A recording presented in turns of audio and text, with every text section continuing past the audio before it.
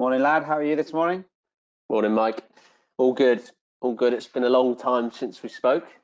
It has indeed. It has indeed. It's good to see you're in the office. I'm at home, taking it easy as usual. So all good. Mm. All is good in the world. Right then. So we're going to have a little chat about the business and what's been happening over the next few months and plans for the future. Where do you think we ought to start?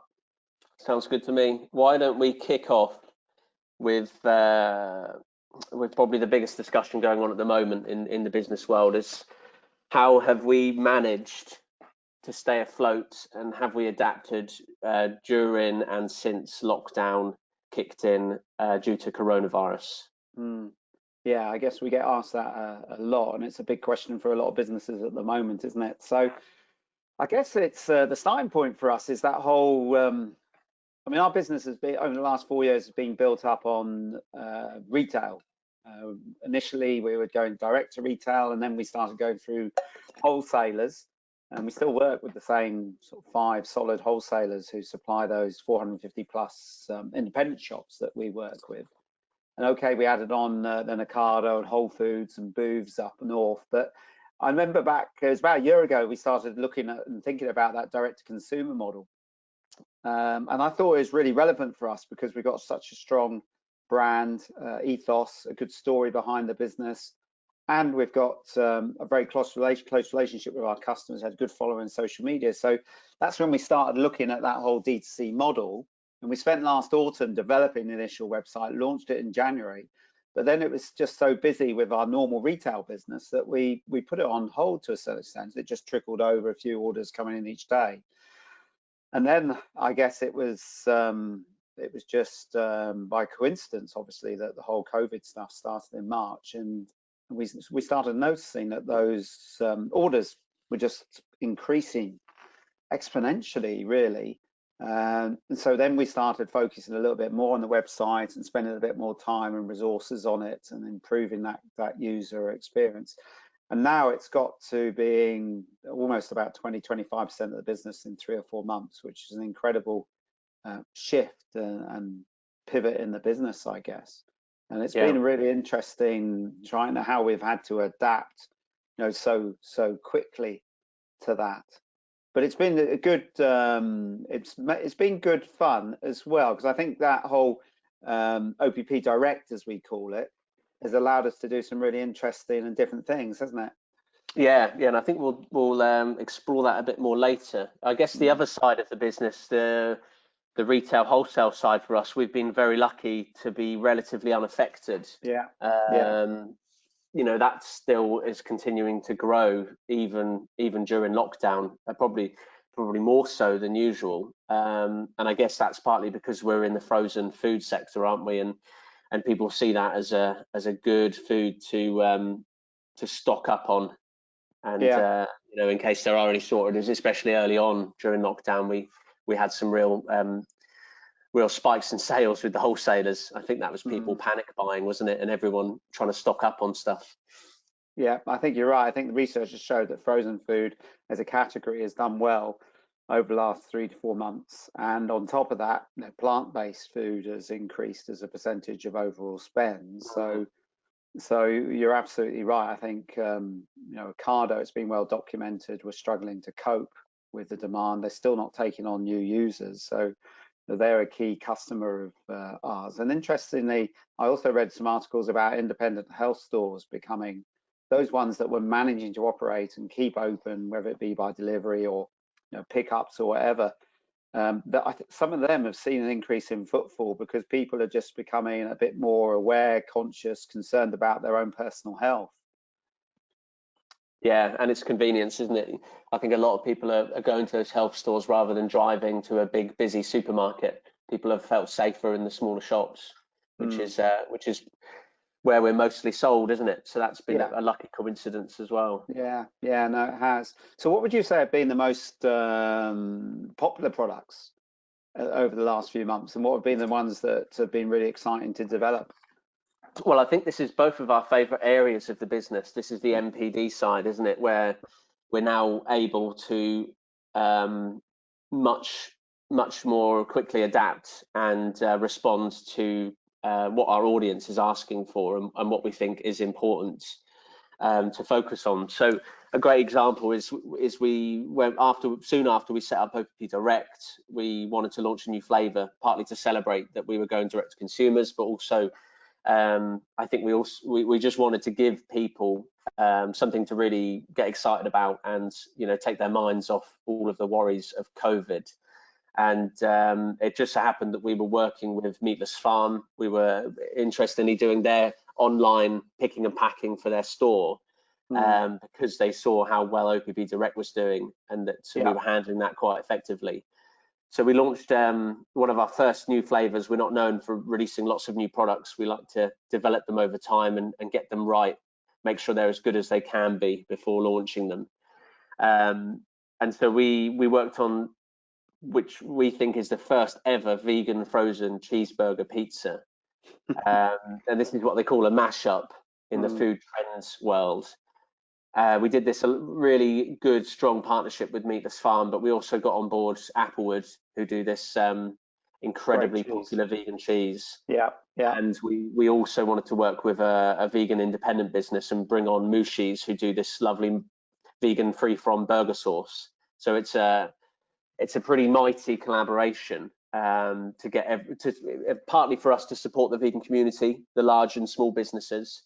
Yeah. And then also, as we mentioned, to give our consumers something to get excited about. And so that's now, after we launched that between 2 and 3 months ago, that's been our permanent bestseller on our website, and it's been very popular, sold through Meatless Farm's online shop as well. And that's got everything you'd imagine to have on a brilliant burger pizza. So big juicy chunks of Meatless Farm award-winning burgers. We've got the gherkins on there, which is controversial, but they're proving hugely popular. We've got the smoked applewood cheese. We've got the caramelized onion, and then we finish it off with the Mushi's burger sauce. We think it's our best pizza creation to date. So that's now a permanent fixture. We think that's going to be with us forever, and we're looking at ways to get that into, ideally into supermarkets, or at least into some larger stores, because it's so popular, and we really want everyone to try that, don't we? But yeah, our other onlines, the Meatless Feast and the chicken and sweet corn, they're still proving really popular.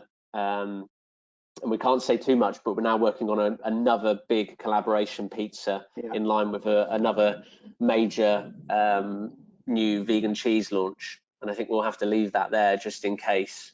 But that's coming very soon. If not, will be released by the time this goes out, Mike. So yeah, that's really exciting side of the business. And it's great to be able to collaborate with other vegan brands to launch these products that have never been done before.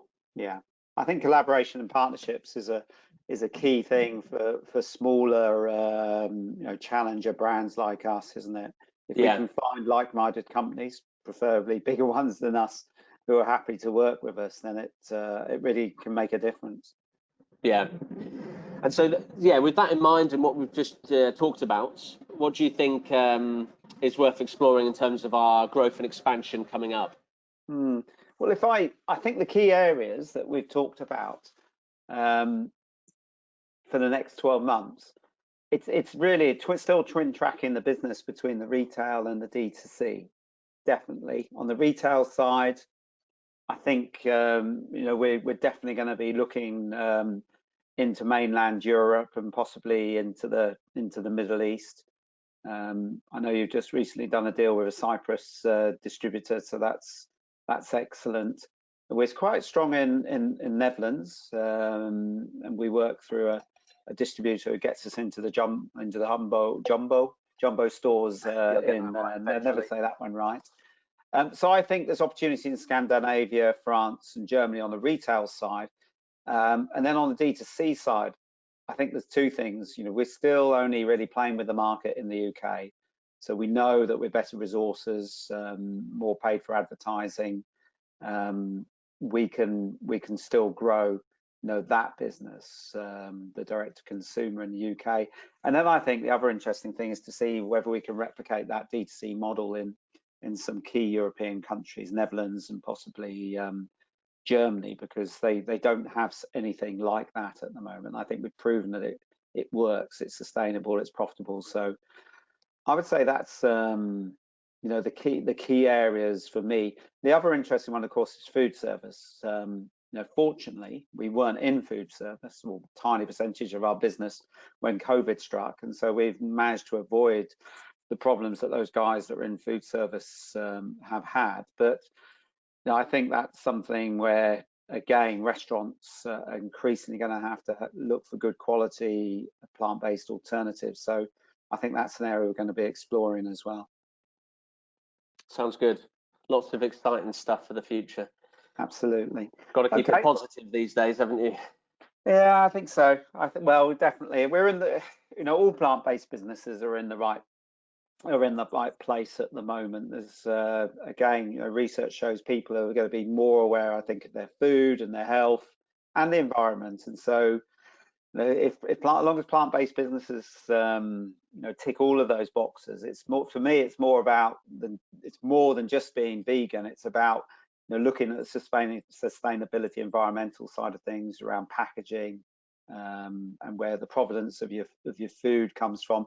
And then the final thing is health. I think we just as a sector need to bear in mind that people aren't going to keep being vegan and buying plant-based products unless it's part of a healthy diet. So I think we need to really be conscious of that. And that may sound a bit strange, us being a frozen vegan pizza company, but as you know, we've worked hard to keep the salt and sugar levels down 50% less than vegan meat and dairy pizzas, and also we add in those flax seeds, their chia seeds. So we're trying to do our bit to make our pizzas as healthy as possible, I think. Yeah, you'll do well to find one that's as healthy and tasty. That's the important balance for us, isn't it?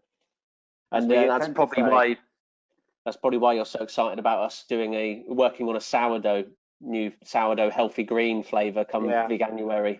Yeah. So I think we're going to definitely offer both your more junk food oriented pizzas, but also continue to expand our range of healthier, sourdough, artisan, high in veg, high in fiber pizzas too, so that you can have both. Yeah, that would be great. Okay, well, that's good. I think that's a good summary of where we're at and what the future is holding. So thanks for your time, Joe, and I'll catch you in the office a bit later. Sounds good. Let's hope someone enjoys this video, Mike. I'm sure they'll love it.